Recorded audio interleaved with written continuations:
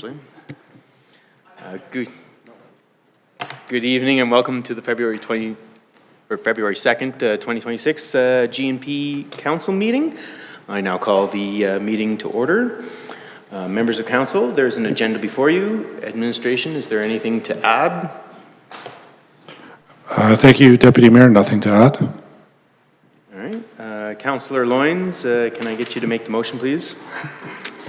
That the February 2nd, 2026 Governance and Priorities Committee meeting agenda be adopted as presented. Thank you. And with that, I'll call the question. All in favor? That is carried. Moving on to the public input session. This is the time we allow members of the public to speak to council about anything that is not on the current agenda. Administration, has anyone registered to speak? Through the Deputy Mayor, no one has registered this evening. Thank you. Is there anyone in council that wishes to speak to council about anything that is not currently on the agenda? Seeing none, we will proceed to presentations and delegations, which we do not have any of this evening. So we're going to move to adoption of committee meeting minutes.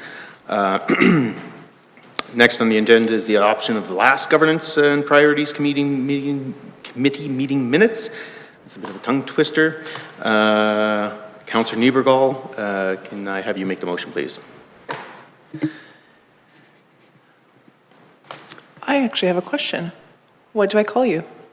Deputy Mayor. Just Deputy Mayor? Thank you, Deputy Mayor. I move that the October 6, 2025 Governance and Priorities Committee meeting minutes be approved as presented. Thank you, Councillor Niebergall. Members of Council, you've all had an opportunity to review and read the committee meeting minutes from October 6th. Are there any errors, omissions, or corrections? Okay, seeing none, I'll call the question. All in favor? That's carried. Moving on to business items. We have 3 business items this evening. We will begin with the 2025 fourth quarter report. Administration, please proceed.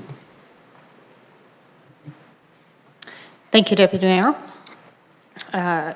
On behalf of administration, for council's consideration and review this evening is the Quarter 4 report for 2025.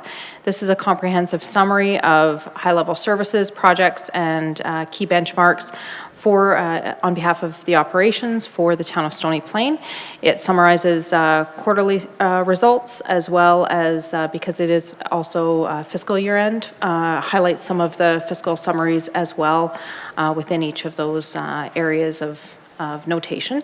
Won't highlight anything specifically, but happy to offer any response or questions to questions that council may have. Thank you.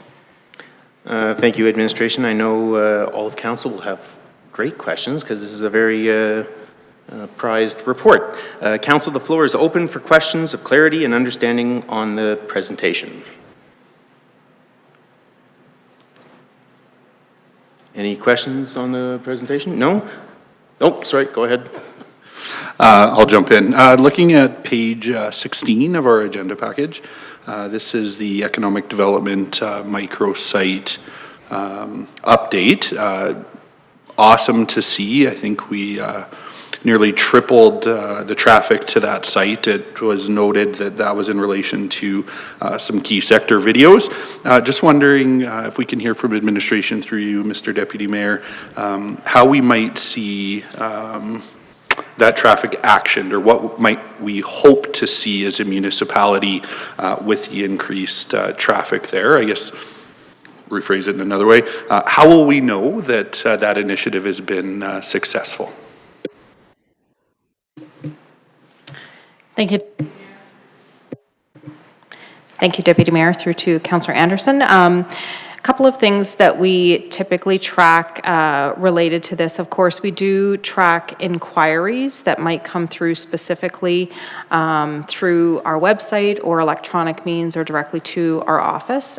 So some of those may be, through the conversations with inquiries, some of the source materials might result in that. We do track, obviously inquiries that we're monitoring and that we're actively supporting are often diving into our website and reviewing materials as they're considering the community and looking at opportunities specifically in the community. So it can be a reference point at various stages of a business investment inquiry in the community. So it's not always just curiosity or an initial inquiry that will draw a statistical reference to our website materials. It's sometimes folks that are that we're already working with or that we're proactively supporting through progress or inquiry or application. So there's a few different areas that we would see that, and we do try to correspond that with some of the prospecting inquiries that we are tracking as well. So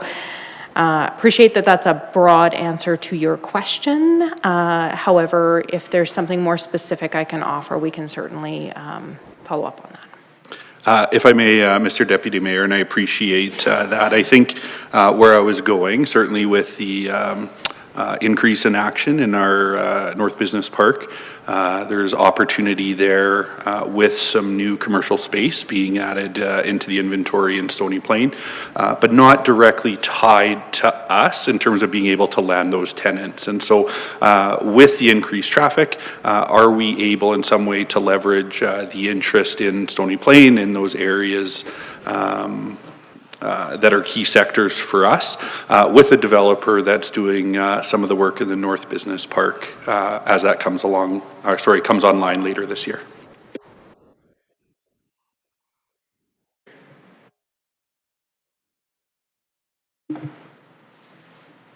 Deputy Mayor, through to Councillor Anderson. So just to follow up on what you were referencing in terms of work that we do with folks that are perhaps representing properties and developers and some of the marketing that goes on related to that. Of course, our team works directly with those folks and specifically the folks that are in the North Business Park, marketing and responding to inquiries directly for development and a business investment as well. And so we work with them on modifying and tracking and pointing folks that they're working with directly to information that's available on our website.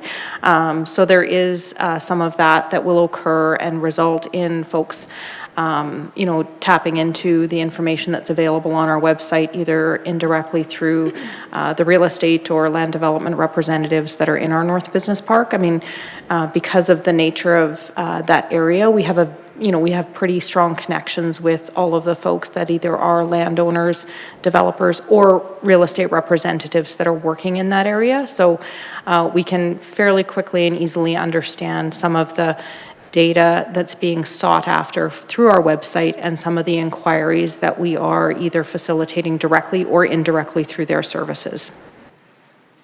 Awesome, and thank you, Deputy Mayor, for the opportunity for that second question. Certainly always exciting to see when there's interest in our community, always exciting to see when that interest fits with our key sector indicators, and certainly exciting to see that it aligns with increased inventory as we move forward over the next year, and so certainly appreciate that, and I'll turn it back to you.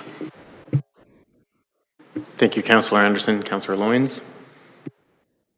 Thank you, Deputy Mayor. Turning to page 26, I was just curious in regards to Winterfest. It talks about the Moose on the Loose as part of the festivities going on there. Because that was more of an interactive thing with our residents, do you know what the engagement was on finding the moose?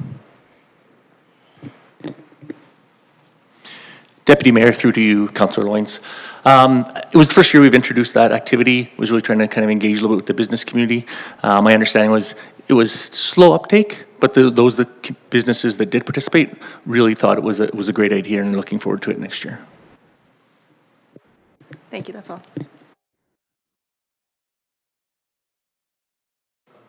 Oh, sorry, it's on. Sorry, any further questions for clarity, understanding? Mayor Choi? Thank you, Deputy Mayor. Definitely always look forward to seeing this report. I just wanted to highlight a couple of things. I think a lot of residents ask because we are divided by a railroad tracks, and what happens if there's a derailment or incident that happens in the community.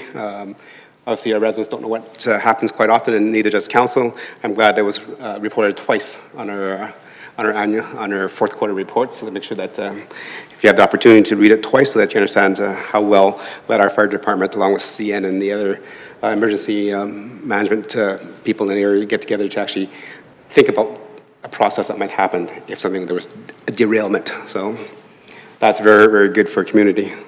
I do have a question in terms of business license on page 16. I know every year we are seeing a growth. I think that's a lot of work in terms of direction and strategic planning that council has put forward in terms of economic development and growth. Is there a kind of a number for the number of business licenses that we lost in terms of like retention? I think we have retention there, but how many have we lost over the years as well that we're not able to keep in our community?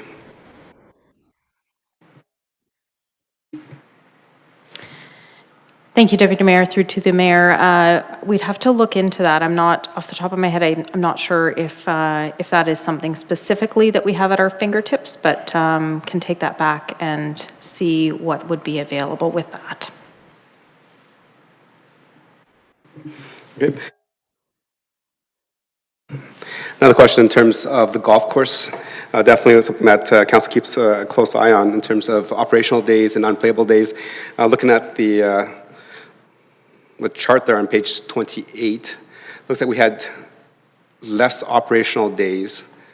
We also have less unplayable days. So that means the golf course was open for a shorter period of time, but yet we increased the rounds per day. So some explanation on that? Sorry, go ahead. Deputy Mayor, through the Mayor Choi.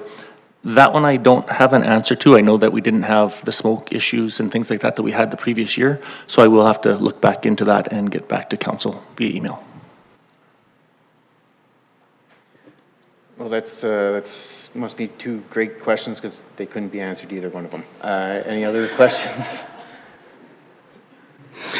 Just a couple comments, and then again, just want to thank our legislative team. I think that was written, I think that was page, well, somewhere around there, page 30, I think. I don't know exactly where it is, but definitely thank our legislative services team. I was watching the news the other day, and there was kind of a review in Edmonton in terms of how the process of the election went over in Edmonton.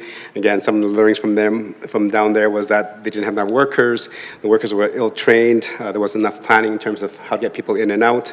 I can say from the people that voted, including myself, that it was seamless. I think our staff deserved a lot of accolades for the amount of planning and training that they went into that to make sure that we did have no hiccups in our election process. So thank you to administration. Okay, and then my next one is, again, just to highlight different things in our fourth quarter. I am very, very happy to see that our community continues to highlight inclusion, healthy relationships, and diversity, and poverty reduction in our community. I think many times members of council, we always kind of focus on the big, shiny, flashing thing. It is nice to see that our community is supported through the social services side in terms of what we need to in terms of make sure that our community is looked after in terms of making it affordable for everybody, make sure that everybody feel that there is a presence here that they belong in our community.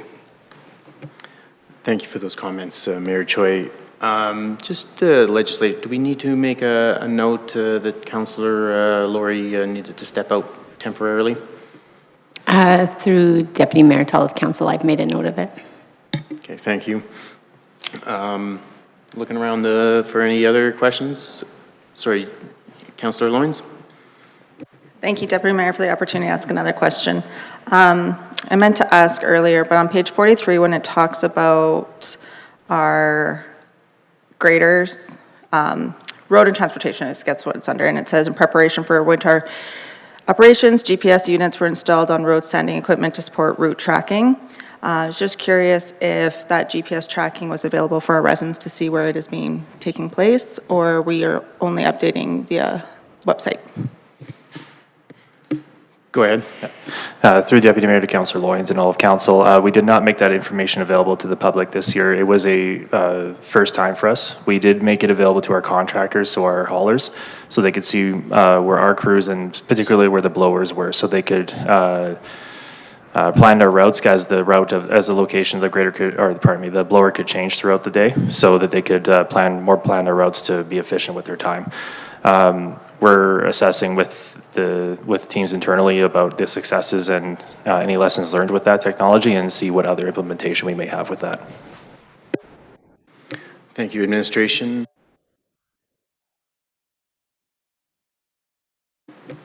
Councillor, no, sorry. Oh, Councillor Anderson? Thank you, Deputy Mayor. No further questions, but I do have just two acknowledgements. I think there are two things that stand out for me this evening. The first on page 31 of the agenda package, I think 21 of the report, and that's our long service awards. Certainly grateful as a member of council to be able to attend that event with, I think, all of my council colleagues. Certainly a priority for us, but just so much gratitude for the people that make our community such a great place to live, work, and play. There's some names on there that, we could go through and just list some of the accomplishments and contributions that they make to our community on a regular basis. And I know all of our staff do, but when we look at long service, certainly there's, I think, an extra measure of gratitude to offer for their commitment to our municipality over time. And so it's great to see those names there. Certainly one of those names is here with us this evening. That's our CAO, Mr. Gould, and certainly appreciate your contributions. And in an industry that does see its fair share of turnover, certainly your lasting time with us leaves us in a better place, and we're grateful for your contributions as well. And then going to flip a page here, or a couple of pages, to our youth engagement, and I think this is page 28 of the report, 39 of the agenda package, but I'm always so grateful when we're engaging community youth in programs as a municipality. But some of the things here I think have so much value, whether that's around community safety with the Red Cross, around mental health and well-being through some of the other initiatives. Was thrilled to accept our youth engagement report and continue to be excited every time we see the fruits of that and what's going on in our community. And so Deputy Mayor, just tremendous gratitude to the Manager of Community and Social Development and the staff that are actively engaging our youth. Thank you for those comments, Councillor Anderson. Any further questions? Okay, I'll just take an opportunity to ask my questions here. So first, I'd just note the fire department got quite the highlight there. I too noticed doubled up. That's probably because it's just so important that they thought that we couldn't miss it. But I also wanted to highlight the fire department because they seem to have been quite prominent in this report this evening. Turning to page 30 is the financial services, and on the right-hand side, there's a number of grants awarded, and a few of them came to the Fire Services Training Program, the Firehouse Subs Public Safety Foundation, and the Emergency Management and Preparedness Program. I'm just curious to administration, are those annual grants that we receive, or are those in addition?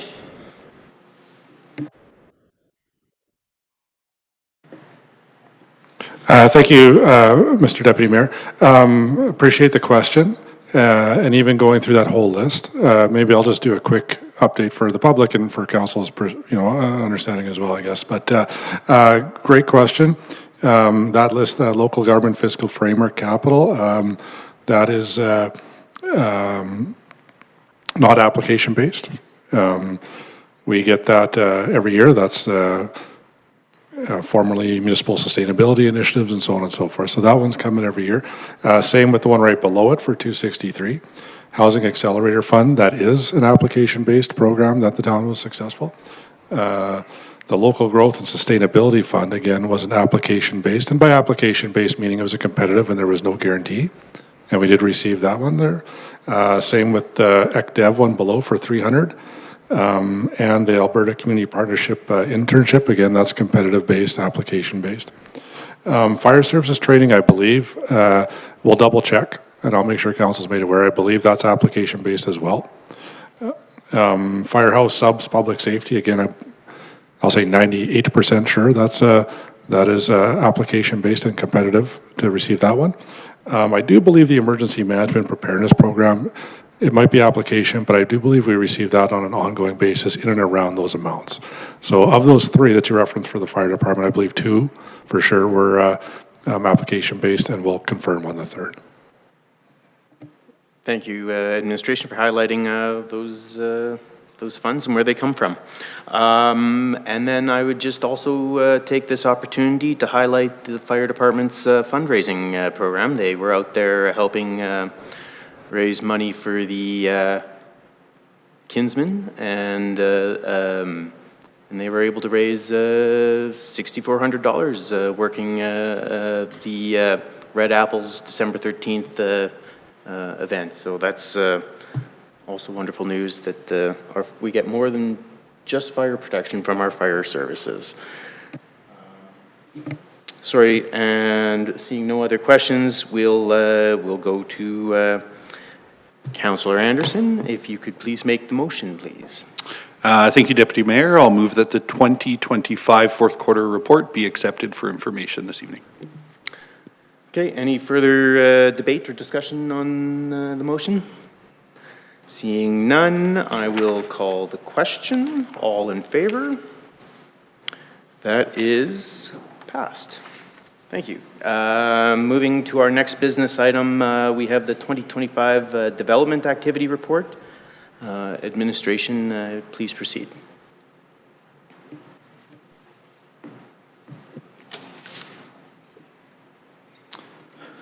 Good evening, Council. I'm excited to be able to present the 2025 Development Activity Report. So as we typically start off, we have a purpose, then we get into the statistics for the planning and development applications, and then some next steps. So again, the Development Activity Report is something we've been doing for several years now. It's really to monitor the growth and present updates to Council and stakeholders. It involves a lot of displaying of information in a variety of ways, including graphs, tables, and maps, and it offers a wide range of content and statistics. So we like to start off with the first thing that our applicants start off with, which is typically our land development inquiries.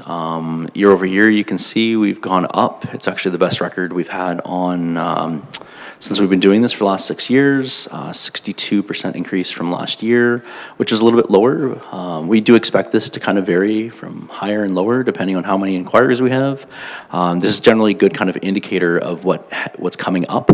Again, in particular here, we've got the 8 pre-application projects, which are kind of the, I guess, the meatier ones, you could say. These are the ones that usually lead to either subdivisions or major kind of commercial or industrial developments. We've got 76 general inquiries and 21 meeting requests. So those meeting requests can also lead to that. They might just be landowners or residents asking something a little bit more of a technical nature, but they also often involve a consultant, landowner, developer who's looking to get specific feedback and some dialogue on a specific project that they have in mind for the town of Stony Plain. Moving on to kind of our highest level applications. These are our subdivisions, development agreements, and include endorsements as well. This is one where there's a fair bit of information on this one little map here at a high level.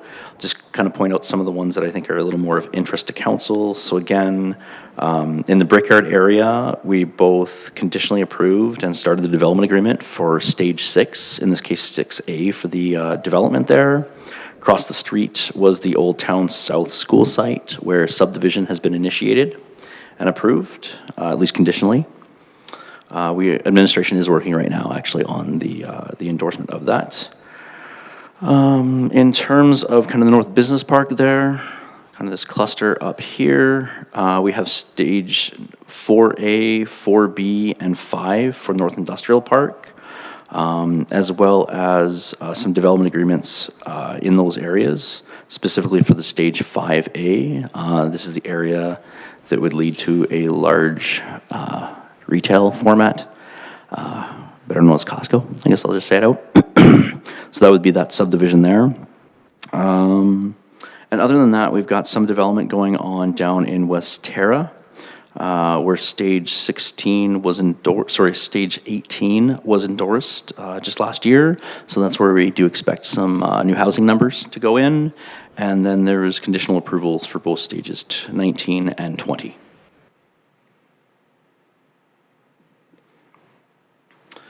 Moving on to our building permits. You can see here, overall, different types. We got the residential, commercial, institutional, industrial, and then alterations and additions. Overall, some are a little bit higher, some are lower. Overall, there was a slight decrease of 13% compared to 2024. But again, it really depends on the category in terms of if it went up or down, just slightly. If we look at the 10-year trend for those that are residential dwellings for permitting, there was less than last year, but as you can see from the green bar on the graph there, we're basically just above the 10-year average here. Last year was a substantially high year, following a slower year the year before. So again, overall, a little bit less than last year, but the trend line is still quite impressive. In terms of where the developments were located, the substantial over 1/3, 42 in total, were in South Creek. Second was Fairways North, and then they were kind of throughout a variety of other neighborhoods such as Brickyard, Genesis on the Lakes, Silverstone had a couple, and then West Terra as well. In total, we had 1 commercial and 4 industrial, and I will just kind of indicate that, do note that when we do these, we do them by district typically, so there might have been some, for example, that were more of a commercial nature that were done in an industrial district, so that's why they are categorized under the industrial building permit type, but just to note that for reference.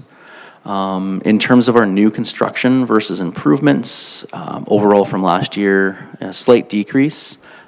In terms of the number of improvements or the additions and the alterations, those were a little bit higher, 18% there, but again, the new permits did go down slightly.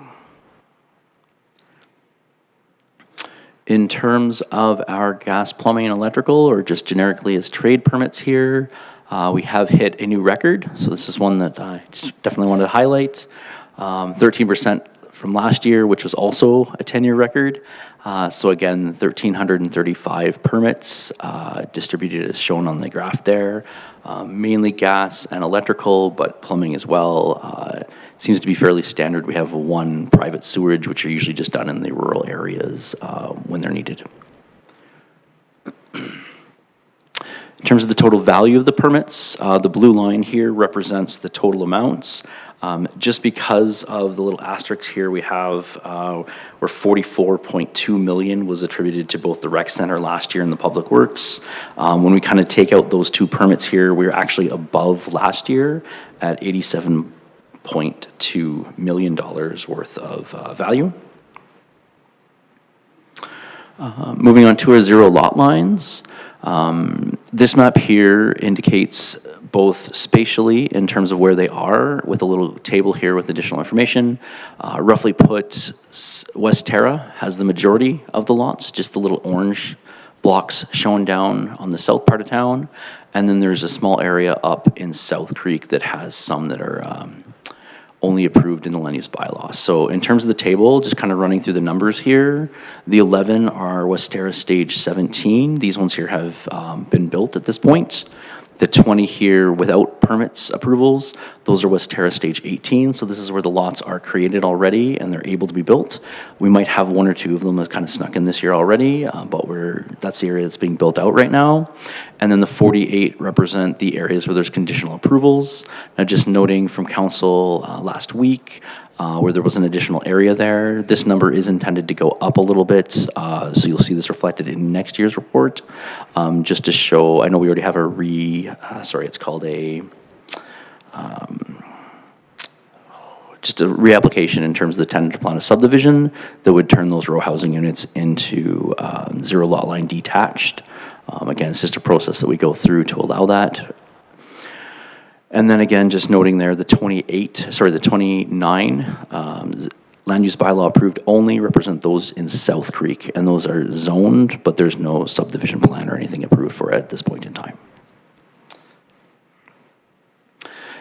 One of the things we were asked to do administratively was to kind of monitor the zero lot line areas. To do so, we've got both some hard numbers and then some comparator neighborhoods. I'll give just a little debrief on how this came to be and what it represents. So first off, there were 5 MGA orders. So as part of the process of developing a zero lot line, they are required to get a real property report. This is a report that basically just indicates where the foundation was to make sure that when it is on the zero lot line, it's done accordingly. In this case, kind of our trial with West Terra Stage 17 there, the first 11, about half of those just had a delay on getting us that real property report, so we did take action to issue those orders. All of those have been complied with, and we did receive the real property reports in the end, but it was kind of just a first initiative here to make sure that we had that compliance there. In terms of the comparator neighborhoods, we've tried to take some areas in town that represent similar densities to what we expect the zero lot line neighborhoods to be. In this case, those areas are Meridian Loop and Brookview. So they're areas that are relatively dense, again, still single detached or some semi-detached in those neighborhoods, but again, relatively dense compared to some of our other neighborhoods in town. So when you see here on the table, comparator areas 1 and 2. These are the number of lots in those 2 neighborhoods. So in total, we've looked into our bylaw officers and the number of complaints they've received over the course of the whole year. 31 was received in one, 11 was received in the other neighborhood. So when we do that as a per lot, just to kind of standardize that information here, we get 0.24 in the one and 0.1 in the other, or about 1 in 4 to 1 in 10. So that kind of provides us a spread in terms of what we would expect. In this case, this is in West Terra here. And again, we don't have 106 that are built out zero lot lines right now. So to kind of establish something that would be reasonable at this point is we've taken some additional blocks in West Terra, included them in the block that currently has the zero lot lines, and that gets us up to that 106. So in that area, we've had about 14. So again, it kind of just shows us we're in the ballpark there. It's 0.13 or 1 in 8 there. So at this point in time, again, just note, we've only got 11 zero lot line lots that have been built to date. So this is really just starting to kind of develop a trend line and a pattern that we'll continue to report on annually to see if there is an increase in complaints or concerns with the zero lot line neighborhoods. Moving on to accessory dwellings. Lower year, I'm not gonna lie, the stats are as they are here. Last year we had 12, this year we have 2. The trend line is about 6 on average, so you know, when you take a really high year, sometimes you get a low year. That said, the numbers are what they are at this point. So not too much more to say on that. And then just kind of an overview kind of conclusion here. So again, in terms of the land development inquiries and the trade permits, those were kind of the highest areas of improvements in terms of what the numbers that we saw. Moderate decrease in our residential, commercial, and industrial new construction permits. Total value was a little bit higher when we factor out the the 2 municipal projects from last year. And overall, provincially and federally, the permit trend has been a moderate increase in permit activity, just to kind of give a regional comparison. That said, the next steps, so again, council acceptance, we continue to track and monitor, and we'll be reporting on this quarterly and yearly with the full report. That said, thank you all, and let me know if you have any questions. Thank you, Administration. Council, the floor is open for questions of clarity and understanding. Councillor Laurie. Thank you, Deputy Mayor, and thank you, Administration, for the presentation. Just referring to page 88, which is a slide from your presentation. It has the chart with the comparator errors for the zero lot line. So just two questions. First and foremost, just looking for clarity again on the 106 lots that you mentioned. So again, we have 11 built out as zero lot line. I think you'd said there's other areas of Westera. Just wondering if you can be a little more specific. Westera is a very large area. And then the second question, I'll just ask it now because you can continue into that comment, is how hard would it be to do this type of statistical analysis in our subdivisions as they continue to develop out? Keep this as kind of a rolling tracking in all of our new developments. Thank you, Councillor Laurie. Administration. Through the Deputy Mayor to Councillor Laurie. In terms of your first question, the areas are generally to the east of Brickyard Wind. I'm blanking on the two roads right now, but there's two roads to the east there, and those just kind of south of the collector kind of form, I'll just say, a nice defined area. So those are the areas that was specifically defined to get this 106. Now also note that as we have more lots come online, this area will increase slightly. And again, we thought that was reasonable given the fact that we're starting with 114 and 131 in those other areas. So again, trying to get up to a similar size is kind of what we intentionally did with these numbers. Okay, thank you. And so for clarity, you said to the south? Or sorry, it's in the north? The east. Through the Deputy Mayor to Councillor Laurie, to the east. So currently Brickyard Wind goes south into stage 18 and winds just to the east there. Thank you. No, I appreciate that. Are we in Brickyard? Yes. Sorry, Westera Wind. Yeah. My I apologies. was looking in the right. Okay. I guess I do, sorry, I have a follow-up question on that. When I look at densities in that comparative area, when you talk about being Meridian Loop and Brookview in comparator area 1, comparator area 2, Westera Loop, which is to the north, would likely be more of a comparator because it has a lot of duplex type lots. Whereas to the east, we're dealing with single-family homes on, I believe it's predominantly R2, if I'm not mistaken. Through the Deputy Mayor to Councillor Laurie. I believe that is correct. Again, this is something that we could possibly change in the future. The only hesitation I guess I have is it is something that we have taken for trends for the last couple of years. But that is something that we can discuss internally when we bring the report back next year. Thank you. No, appreciate that. And I'll let you go on to the second because I think that this is actually great information and I would love to see this on a broader scale. So can you give a little context as to, how could we see this for more areas of town, particularly new development, and rather than defining them as comparator areas, could we actually name them in the report? Through the Deputy Mayor to Councillor Laurie.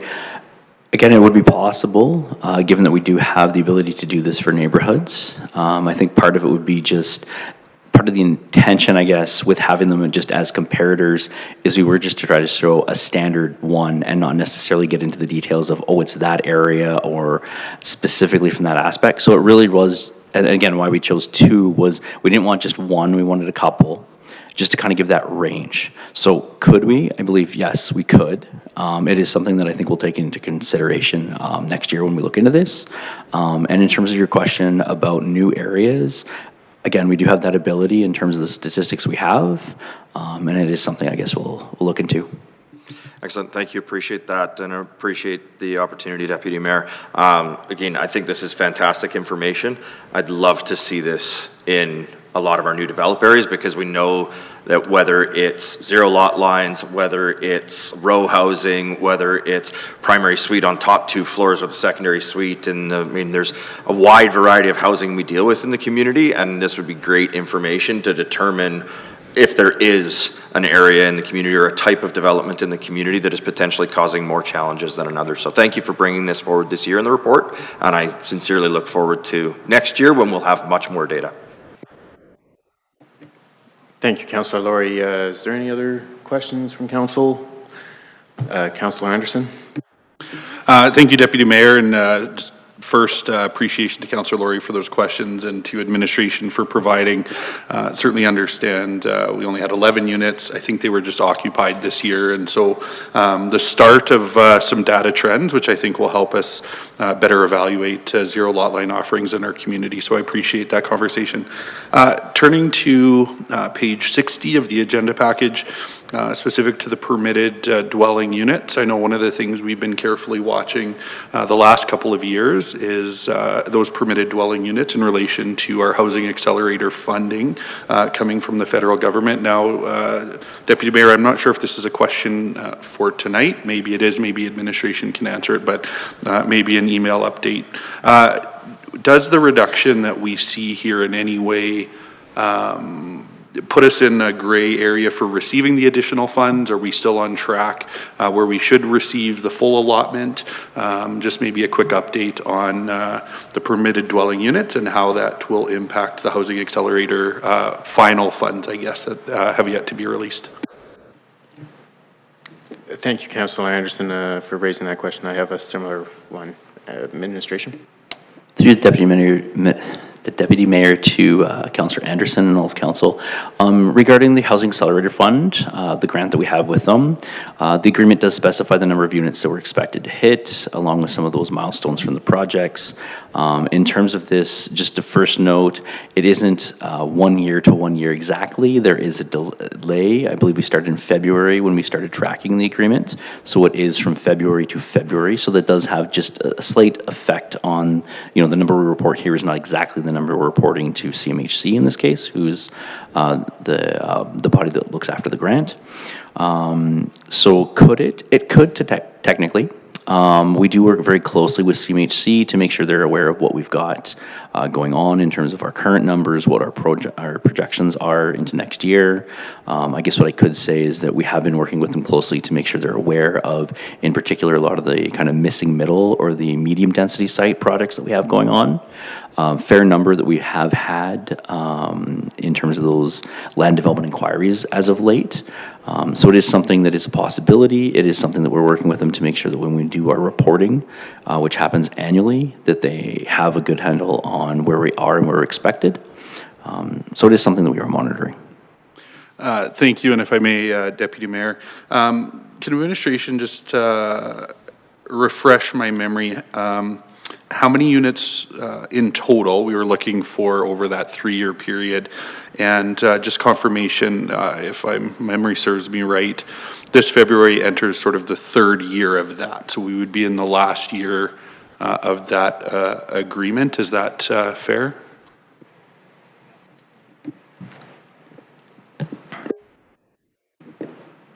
Through the Deputy Mayor to Councillor Anderson, I don't have the specific numbers in front of me. Roughly put, I believe it was somewhere just over 500 overall.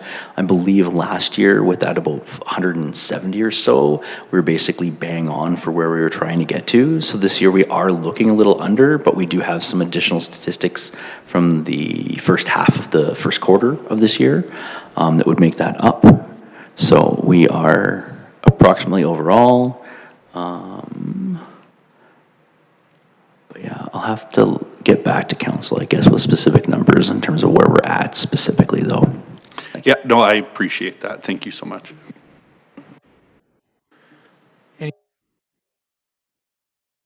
Joy? Thank you, Deputy Mayor. I'm just looking at page, 89 in terms of the accessory dwelling suites that have been permitted. I think last year we had 2, which is quite a bit of reduction from our average. So in terms of accessory dwelling suites, what happens when we discover a secondary suite that was not permitted?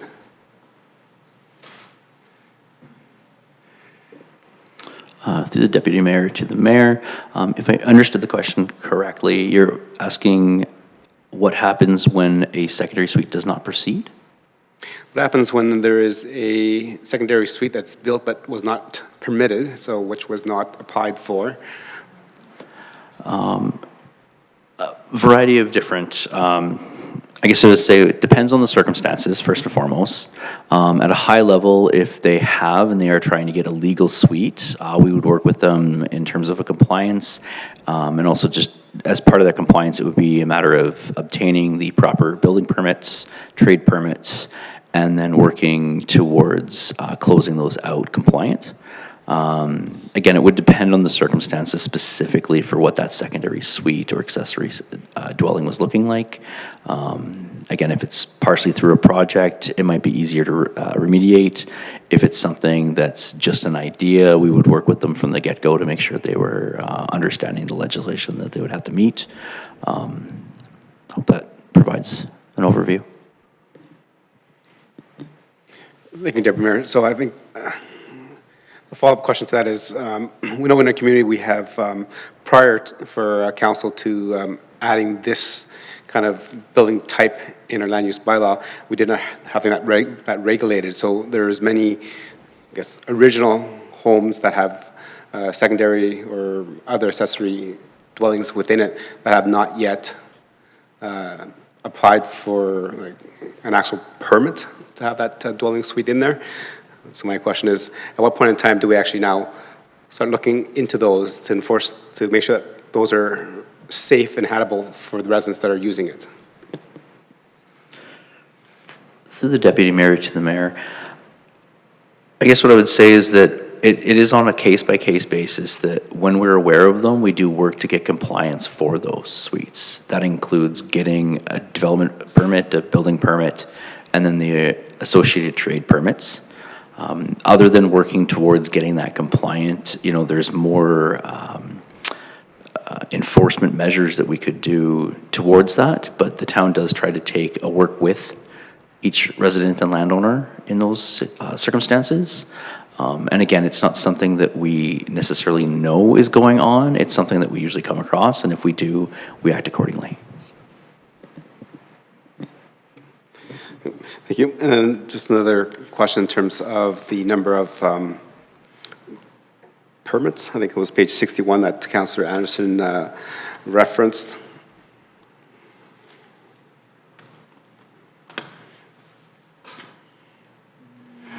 Page 60 under the permitted dwelling units. So in terms of the permitted dwelling units, so will those accessory units be counted here? Through the deputy mayor to the mayor, yes, those would be included within this number here.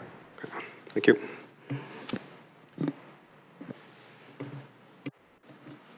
Thank you, Mayor Choi. Is there any other questions for clarity and understanding? Seeing none, Councillor Palechko, can you make the motion, please? Yes, thank you, Deputy Mayor. That the 2025 Development Activity Report be accepted for information. Any debate or discussion on the motion? Okay, seeing none, actually, maybe just before I call the question, I would just, I forgot to ask my questions, but I appreciate Councillor Anderson, you hit most of them. Just very quickly, administration,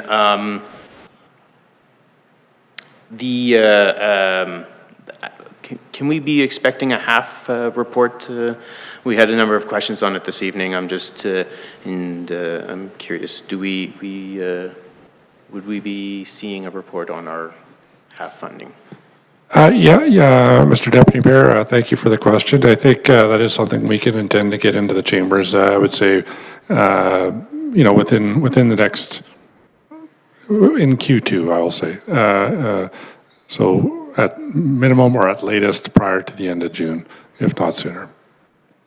Just on that, though, there was a comment I wanted to make earlier, and I guess I just didn't, but related to the half questions, and I'll just address something I know I've seen myself on the news from time to time. Council may be aware that in this instance, the city of Red Deer and CMHE have been back and forth, a bit of a challenging about their half funding, and that particular situation is related to what is essentially known as their agreements, the agreement that the city of Red Deer and frankly a number of other Alberta municipalities have on Housing Accelerator Fund. with CMHC speak to was essentially the notion of 4 units by right on properties. What that means is that their agreements have requirements that all properties within particular communities have to have 4 units allowable on every residential parcel. I guess I'll take the opportunity to make sure council is aware, be clear, but also in our particular community, that's not a requirement for the town of Stony Plain. Our agreements were signed earlier than that wave of agreements. And so if you are aware, council, there's been some back and forth between the city of Red Deer and CMHC, and that's made the news. What they're talking about doesn't actually apply to the town of Stony Plain. Thank you for that, administration. And seeing as how I kind of went in a bit of a circle, I'll just ask Councillor Pletchko to make the. Sorry, did I already ask you to make that motion? Yep, but I'm happy to make it again if you need it. Just do me the favor. Do it. Sure. That the 2025 Development Activity Report be accepted for information. Okay.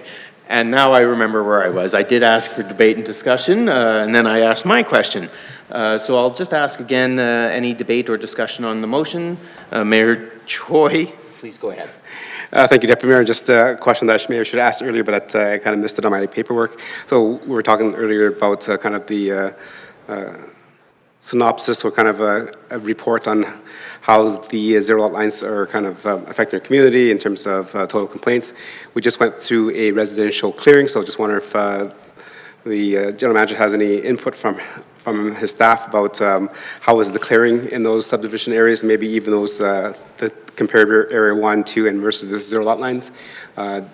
Did our operators notice a difference? Did they say anything? So I think kind of gives us a little idea as we continue to move on with our kind of a snow and ice removal policy. Thank you. Thank you, Mayor Choi. Administration, go ahead. Thank you, Deputy Mayor, and thank you, Mr. Mayor, for the question. It's rather timely. I did just have a meeting with some of our foremen and operators on this subject about just general snow clearing and how that went, and that tied to my earlier answer. So one thing that came up, there was no, I wouldn't say there was any specific comments towards areas with zero lot lines and areas that didn't. What I heard very clearly from our crews and our foremen was that there were, the biggest obstacle they had were parked cars just in general. They didn't attribute that to one specific housing type or area in particular. They did note that there may be some streets, some specific streets that maybe they saw more parked cars than others, but none of them what I would say would line up with a zero lot line development. Thank you, administration. Okay, any other debate or discussion on the matter? Okay, seeing none, I'll call the question. All in favor? And that is carried. Moving on to our next business item, 6.3, the 2025 Environmental Portfolio Progress Report. Administration, are you ready to proceed? Thank you, Deputy Mayor. To you and all of council, this is the 2025 Environmental Portfolio Progress Update. So in terms of our environmental portfolio, it lists all the different environmental initiatives that the town currently has planned or are underway. In terms of what we report on, it's the status, is it active, inactive, underway, complete. We put notable updates in here in terms of our ongoing and completed initiatives, and we note anything that's changed, including additions, removals, and anything that's moved within it. So just to kind of frame this a little bit, from our strategic plan, we have the environmental responsibility theme, and under there we've got things such as the environmental master plan and the urban agricultural plan. Just kind of provide some policy hierarchy to this. You can see here we have the MDP in the yellow, which kind of flows into our more policy document, which is the environmental master plan, lays out the high level vision, themes, and policies, kind of a reflection in the MDP. but specifically for the environmental responsibility theme. And then we have the environmental stewardship strategy, which really provides the goals and the actions to work through those initiatives. So at a high level, we've got 5 different themes. We've got energy, land, water, air, and waste. And again, the categories that we define the initiatives under are ongoing, part of the action plan, external, or are beyond the action plan for those that are a little bit too much for us or something that we'll get into in the future. In terms of the notable initiatives, we've got several here. So the Microhabitat Urban Garden, this was a 3-year project that 2025 is wrapping up. Where at the golf course, we planted and had a consultant plant various herbs, vegetables, other plants that are generally donated to the Parkland Food Bank at the end. And it just shows really a demonstration of what urban gardening can be about. In terms of our electric vehicle chargers, we did get a grant to install 2 of these. One has been installed at the Public Works Yard, and one has been installed just outside the town office here. Just in the last couple of weeks here, I believe it's been energized and is available for the public as an EV charging station. We also had the extender producer responsibility. This was an item that was external because it was really being done at the provincial level, kind of regionally or I guess provincially. With that being done, we have moved it into, I'm just checking, we have actually a new initiative that I'll talk about a little bit more here, where this is moved into the implementation phases for the town itself. The other 2 we have here are the new water meters program, which is being done right now. This is being, I guess, tracked under this, but is really its own program in its own right. And then we note the Recreation Center and the Public Works Building both had a variety of, I think, I'll say environmental aspects to them. Just moving into our ongoing initiatives here. So under the energy theme, 19 solar lights have been installed along Whispering Waters Creek that provide an alternative. They also, I guess they light the area and don't necessarily use any direct electricity that's not produced by the sun. Again, they're solar lights. In terms of the land, we participated in Gather and Grow Day at Hall Park this year. 13 trees were planted as part of that. And again, we highlight the Microhabitat Urban Garden. And then just some stats here. We have, there were 6 idling files with our community peace officers this year and 2 wildland fire calls under the air theme.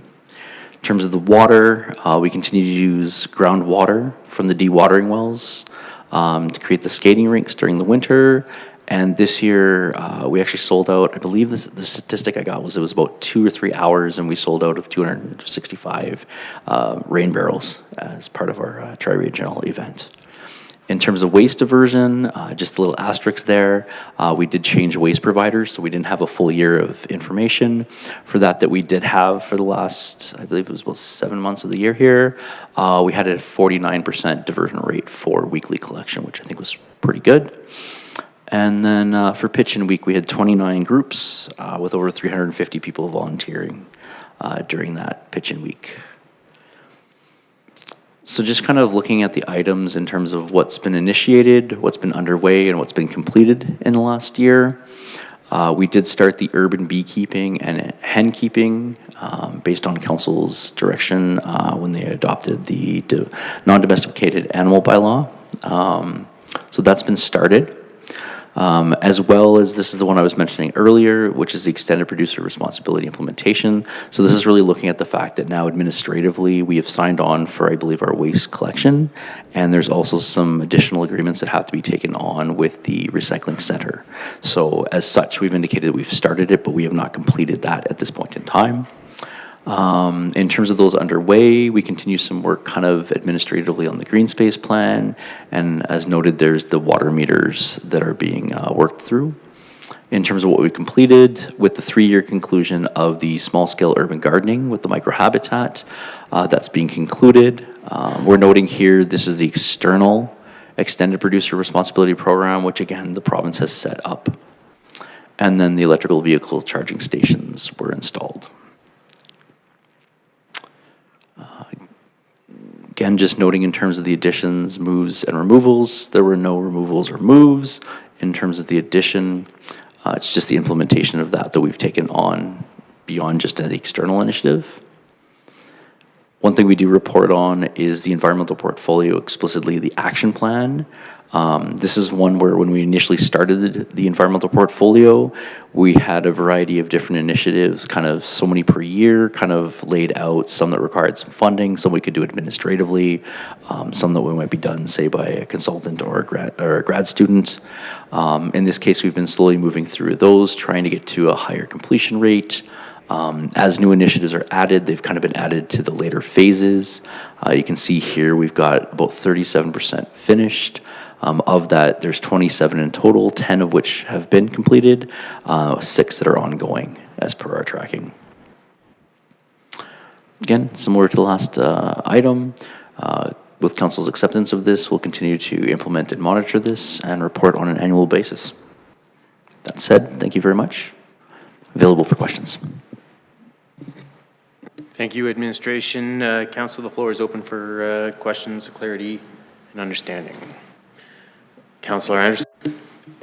Thank you, Deputy Mayor. I do have a question on the electric vehicle charger. Now, this question comes out of my ignorance or lack of understanding of the electric vehicle market. I heard one at Public Works, which I'm assuming is for municipal vehicles, and then one at Town Hall available to the public. I have seen these before. Some of them are free and some of them are paid. Just looking for a little bit more information on the one outside. Is it free? Is it paid? And if it is free, what is sort of the expected cost to the municipality to make that available to the public? Through the Deputy Mayor to Councillor Anderson, given that we don't really have, I guess, a set expectation for what it's going to be, the intention right now is it's been set up, it is free of charge. So basically the intention is we will monitor that over the year and kind of see in terms of what makes sense moving forward. So I don't have a specific number for you, but it was something that we wanted to kind of see, again, not really knowing exactly how many EVs we have in the area or the potential use and demand that it would have, but just to kind of try that out and see where it goes from there. Perfect, appreciate that, and certainly is a new initiative, and I think I heard grant funded, and so that's great, and certainly look forward to seeing how that's utilized. I do have one more question, Mr. Deputy Mayor, and I don't know if this is even fair to ask, and so if it's not, please just let me know, and I'll reserve it for another time. But we heard urban bees and chickens. I know this is a 2025 report. Applications for that program didn't go live until 2026. Is it fair to ask if we've had anybody apply to that program in the first month of this calendar year, or is that something maybe we want to wait on? Through the Deputy Mayor to Councillor Anderson and all of Council, I don't believe we've had an official application at this point in time. That said, I did recently talk to our sustainability planner who is looking after the program, and we have had about, I think it's about 10 in total, a couple for the bees and several more definitely for the hen keeping. Again, a lot of them are just working towards when they're going to apply, given the fact that this typically happens when it's a little bit warmer than it is now, although I know we're going into a little bit of a warm spot in the next couple of days. I appreciate that, and certainly didn't have a number expectation, but I would suggest in the middle of winter having 10 unique inquiries is a great success, and look forward to seeing how that program rolls out over the next few months.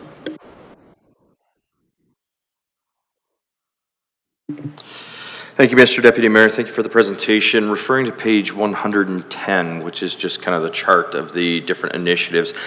2 questions in regards to reducing stormwater runoff. So first and foremost, you mentioned the rain barrel sale, and there's a ongoing theme. Every year we hear about how that rain barrel sale sells out incredibly fast.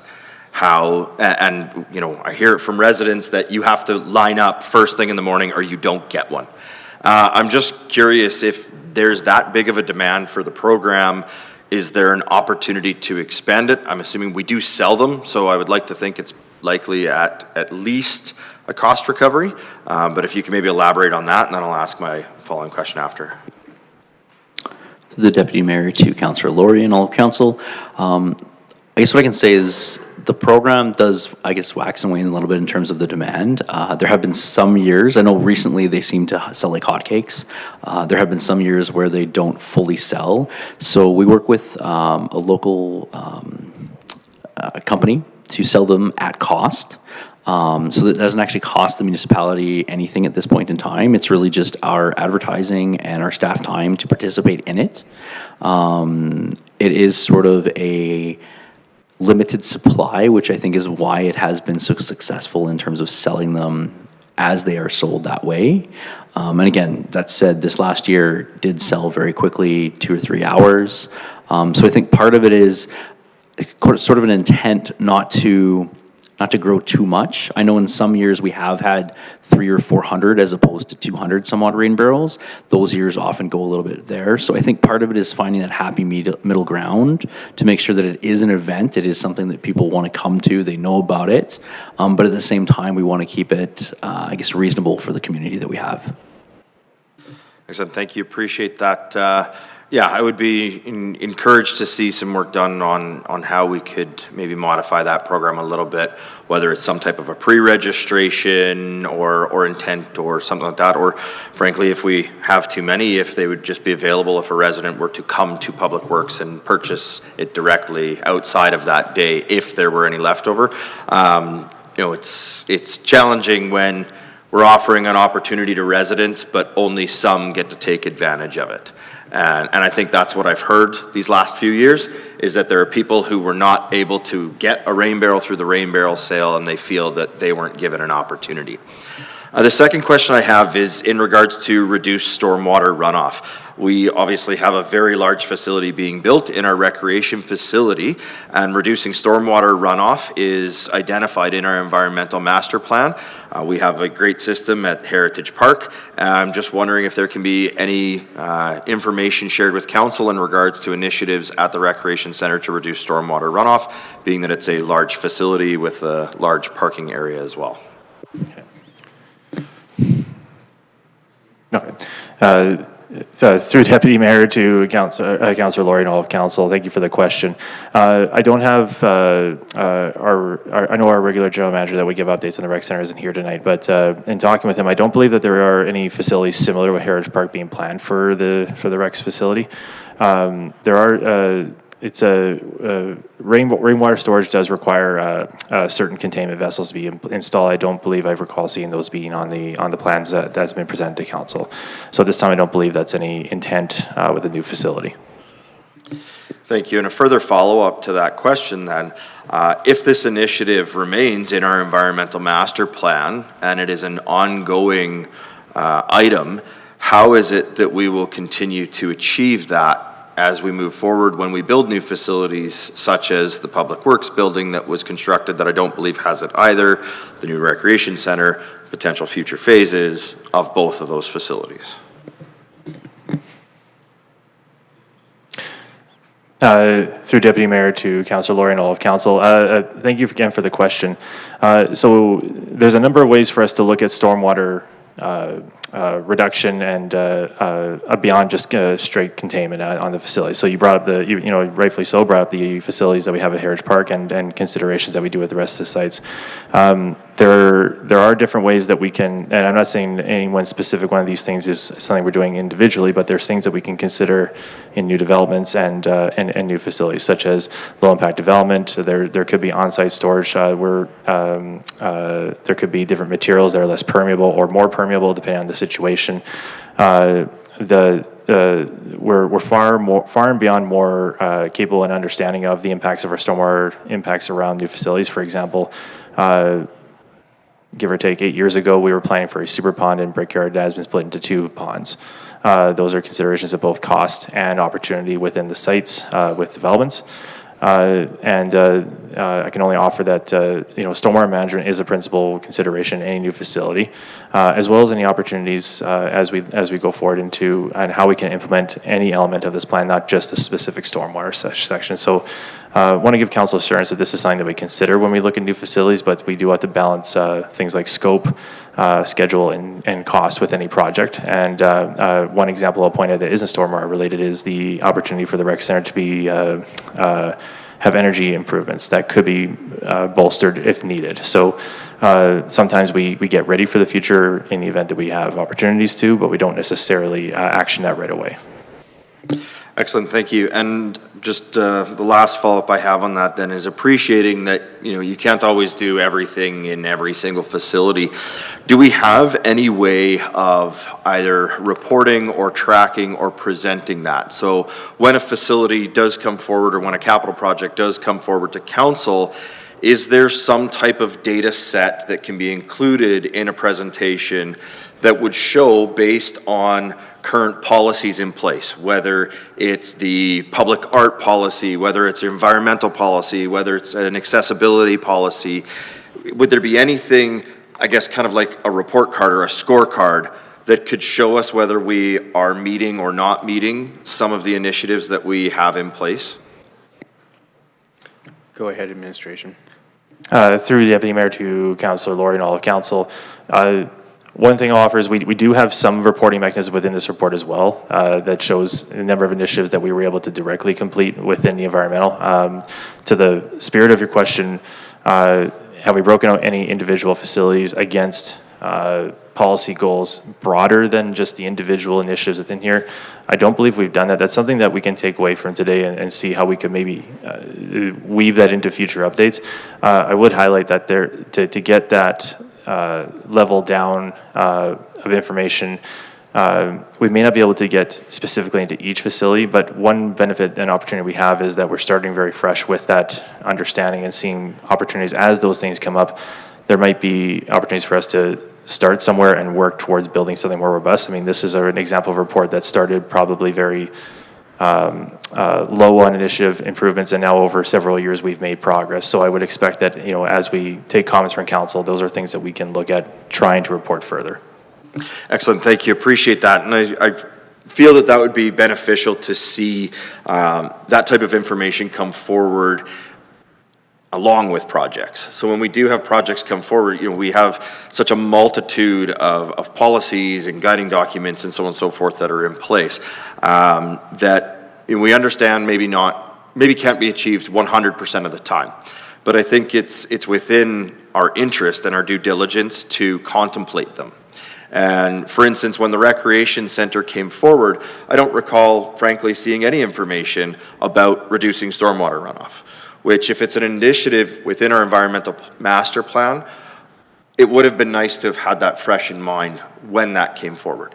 Because I do remember the initiative in regards to the potential for electrical generation. That was a part of that. That was a consideration when we were doing that.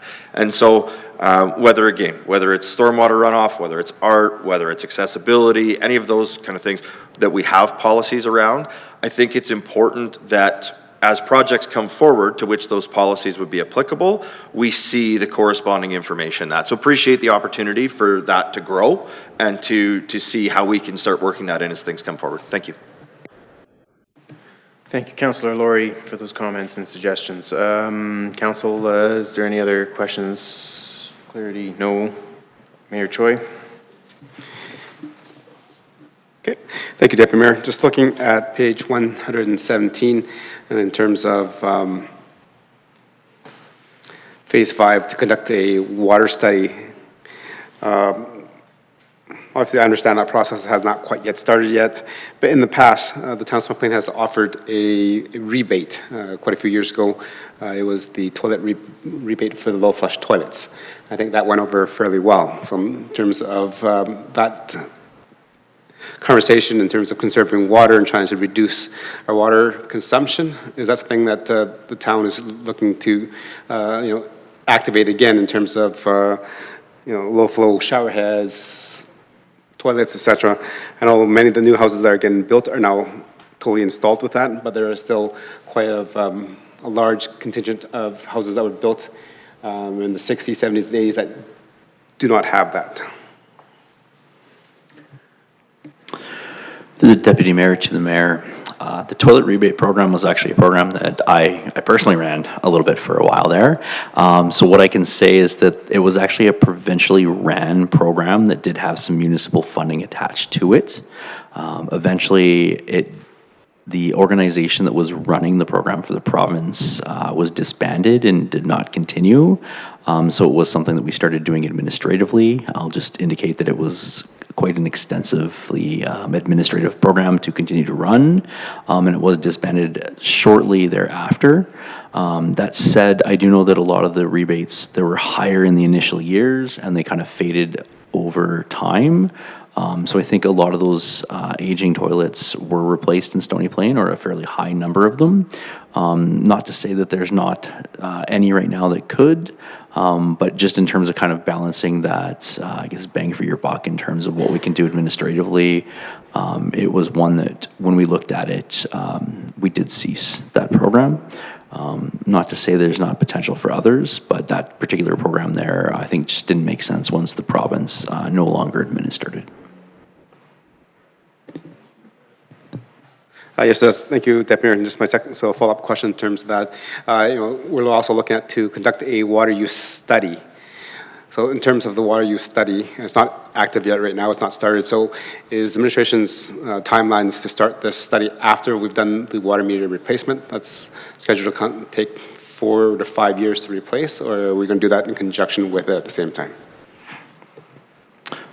Through the Deputy Mayor to the Mayor. Again, the intention with these is that they would be sort of phased. So yeah, it is something that, initially there are some other water-related initiatives there in earlier phases that would typically be done before we get into that one there.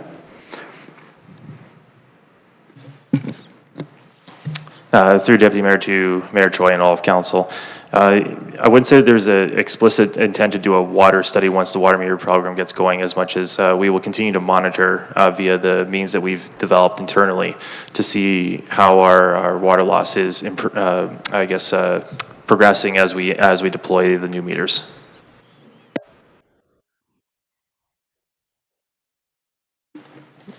Councillor Plechko. Yes, thank you, Deputy Mayor.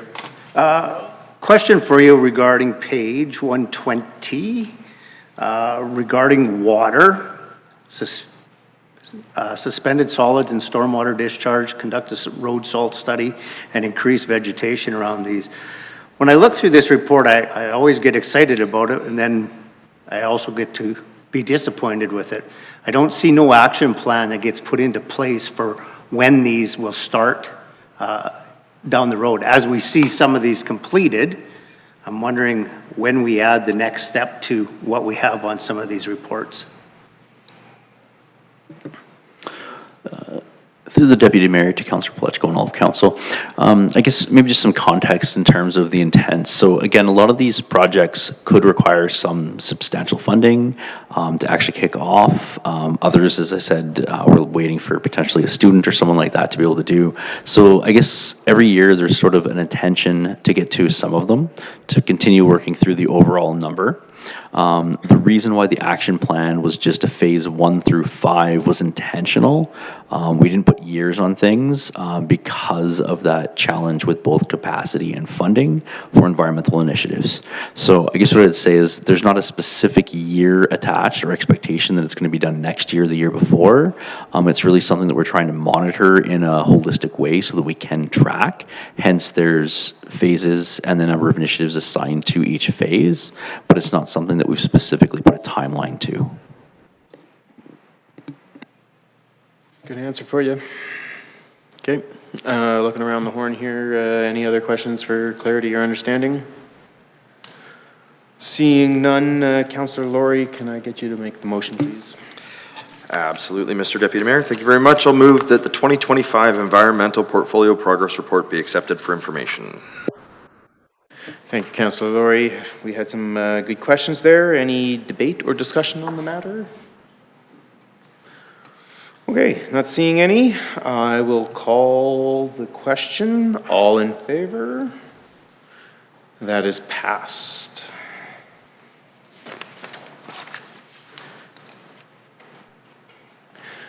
Councillor Plechko, I'm sorry we went over the hour. But we are now on to our favorite section, council discussion. Mayor Choi, you always have to go last, so I'll give you the opportunity to go first this evening. Okay, thank you, Deputy Mayor. And definitely with looking at the weather patterns, it's going to warm up. So again, if those residents that are able to and then that do know where their storm drain is, if you can't help and assist our crews, please try to clear that up. If not, please use our report it function. So it's on the town website, and if you go to report it, you can put in your address, take a picture, and send it, and our staff will get to us as soon as they can. As you know, this is kind of unusual time of year for storm clearing, especially the end of January, beginning of February. Usually we don't do that at this point in time, so our staff would just kind of gear up for that. Please be patient, but if you report it, our staff will get to it. And the next little thing to report is on February the 7th, the Stony Plain Library is partnering with the Chinese Consulate General to provide some Chinese New Year celebrations activities, which again, I think to highlight in our diverse and inclusive community. Thank you. Thank you, Mayor Choi. I just make a note that Lunar New Year is my favorite year, or favorite New Year's. It's when you give me money, so I always appreciate that. My kids like that too because I give them money, so I do give my council colleagues money as well. Perfect. Actually, I think you give it to me and then I'm supposed to give it to the kids. So anyhow, Councillor Anderson. Just trying to figure out how I get on the money list. I think I got a chocolate. Nothing for me this evening. Thank you, Councillor Anderson. Councillor Laurie.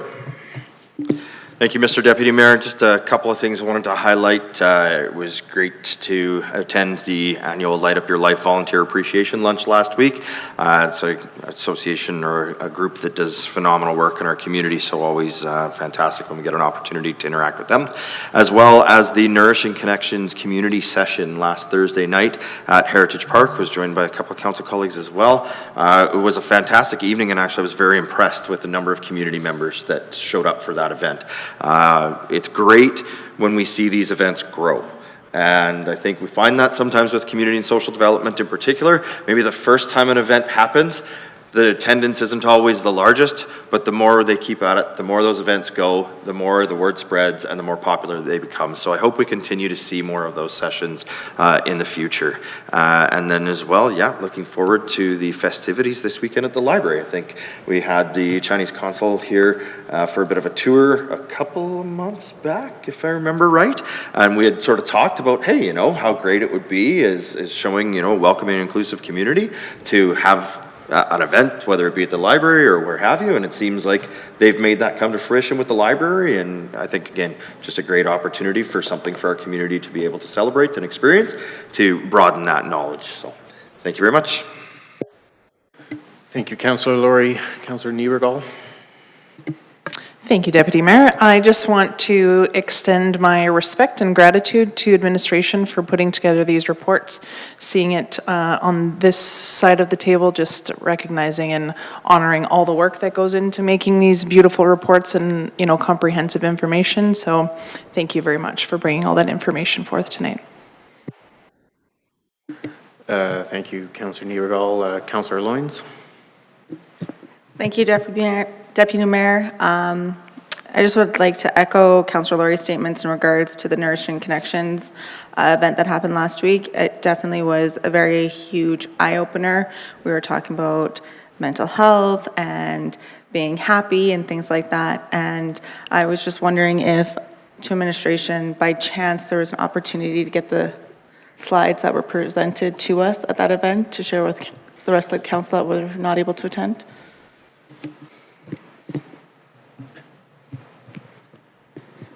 Thank you, Deputy Mayor, through you to Councillor Loynes and the rest of council.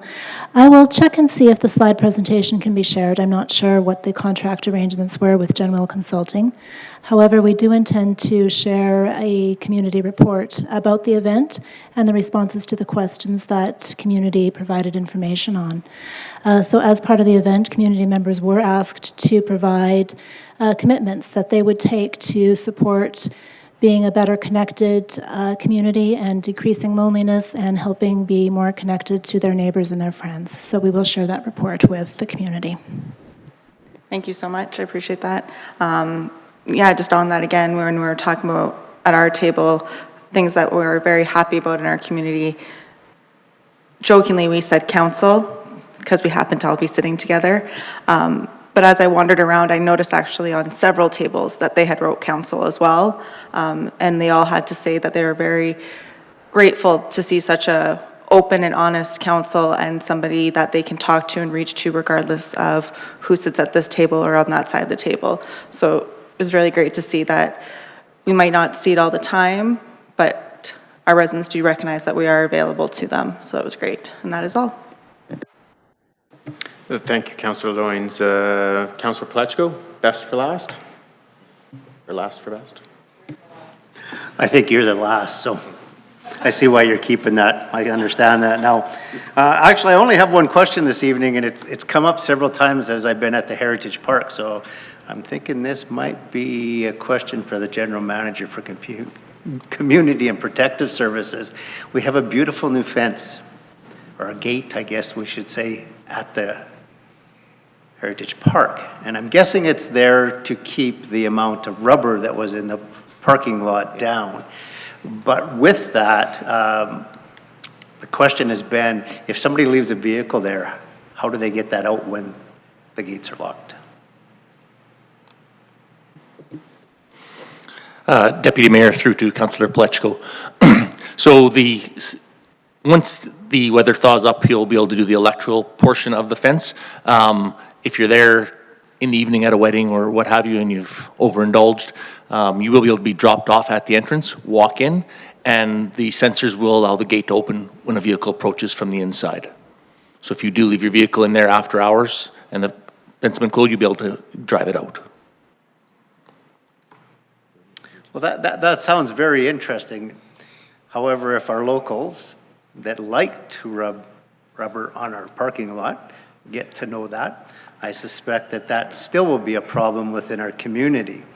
Hence, maybe we should consider an alternative to that, maybe a phone number on the gate that allows for somebody to go and open the gate or something along those lines, because I think that's still going to create a bit of a problem.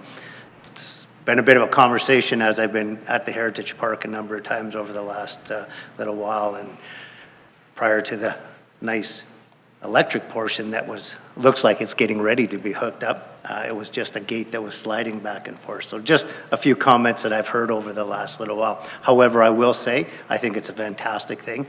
The other thing you have to keep in mind is we also have the Pioneer Museum up at the top too, so there needs to be something for them to be able to get in and out as well. So having the remote part of it, I think, is okay, but I think that's still going to be a bit of a hindrance. So thank you, thank you for all of that. Maybe yeah, there you go. Councillor Nieberg just mentioned that maybe we could punch a code into it or something that you could give the odd person and change from time to time. Probably just lots of different ideas to come across that. But really, at the end of the day, I think it's a great control mechanism for the amount of racing that was going on in the parking lot. So thank you for putting that up, and look forward to seeing how that actually functions as we move through the gate process. Thank you, Councillor Pletchko, for pointing out those concerns. Mayor Choi, you have another? Well, I was going to add on to that because I was wondering when that was going to be activated. Deputy Mayor, through to Mayor Choi. At this point, we're just waiting for the ground to thaw so we can do the power to the gate. So I would say late spring.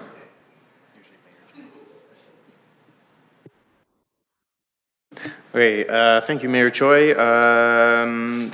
Well, the best part about going last is everybody already says everything. Councillor Miranda Niebergall, I'd like to, sorry, I wrote Miranda and I meant Councillor Niebergall.